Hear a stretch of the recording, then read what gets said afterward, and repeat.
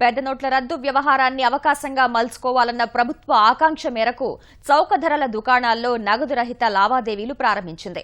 తొలి దశలో 400 దుకాణాల్లో నగదు రహిత పంపిణీకి శ్రీకారం చుట్టింది. జిల్లా కలెక్టర్లే ఈ లావాదేవీలు పర్యవేక్షిస్తున్నారు. ఈ విధానంపై లబ్ధిదారులు సంతోషం వ్యక్తం చేస్తున్నారు. రాష్ట్రంలోని 400కు పైగా చౌక ధరల దుకాణాలు నగదురహిత రేషన్ సరుకుల పంపిణీకి శ్రీకారం చుట్టాయి. నగదు తీసుకోకుండానే సరుకులను పంపిణీ చేస్తున్నాయి. రేషన్ తీసుకునేందుకు చౌక ధరల దుకాణానికి వచ్చిన వారి వద్ద నుంచి బ్యాంకు ఖాతా నంబరు తీసుకోవడంతో పాటు ఆధార్ సంఖ్య సరిచూసుకుని సరుకులు పంపిణీ చేస్తున్నారు. తద్వారా వచ్చే నెల నుంచి వారి ఖాతాలో నుంచే నేరుగా ఈ నగదు వసూలు చేసే విధానాన్ని రూపొందించారు. ఈ విధానంతో పారదర్శకతతో పాటు లబ్ధిదారులకే రేషన్ అందే అవకాశముంటుందని అధికారులు చెబుతున్నారు. చౌక ధరల దుకాణాల వద్ద డబ్బులు వసూలు చేయకుండానే అరువుపై ఈ నెల సరుకులు సరఫరా చేస్తున్న ప్రభుత్వం ప్రతి ఒక్కరికి నగదురహిత లావాదేవీల తాలూకు రసీదు ఇస్తోంది.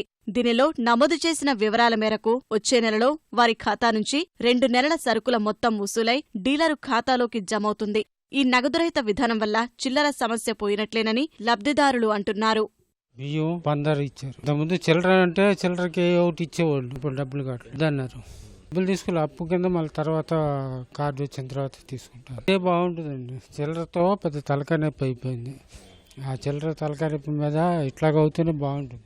ప్రజా పంపిణీ వ్యవస్థలో నగదురహిత లావాదేవీల బాధ్యతల్ని ఆయా జిల్లాల కలెక్టర్లకు ప్రభుత్వం అప్పగించింది. ఇతర ఆర్థిక లావాదేవీల్లోనూ నగదురహితంగానే చేపట్టేందుకు వీలుగా పర్యవేక్షణ కోసం ఐఏఎస్ అధికారులను జిల్లాలకు పంపింది. ₹6.75 ఆమెకి చక్కెర ఒక ½ కేజీకి. సో ఇది ఆమె అకౌంట్ నుంచి డెబిట్ అయ్యి ఈ మన రేషన్ షాప్ డీలర్ అకౌంట్కు క్రెడిట్ అవుతుంది. వాళ్ళకి SMS కూడా రావడం జరుగుతుంది. సో ఈ చిన్న అమౌంట్ కూడా కరెక్ట్గా అడ్జస్ట్ అయిపోతుంది. మామూలుగా బ్యాలెన్స్ అనేది కూడా ఇబ్బంది అవుతుంది దీనికి ఇవ్వడానికి ప్రస్తుత పరిస్థితిలో. ₹10, ₹20 కూడా మనకు ఎక్కువ అందుబాటులో లేని పరిస్థితి ఉంది. సో దిస్ స్మాల్ ట్రాన్సాక్షన్స్ ఈ డిమానిటైజేషన్ టైంలో చాలా ఈజీగా లక్షలాది దాదాపు 1,90,00,000 ట్రాన్సాక్షన్ రాష్ట్రం మొత్తం జరుగుతాయి.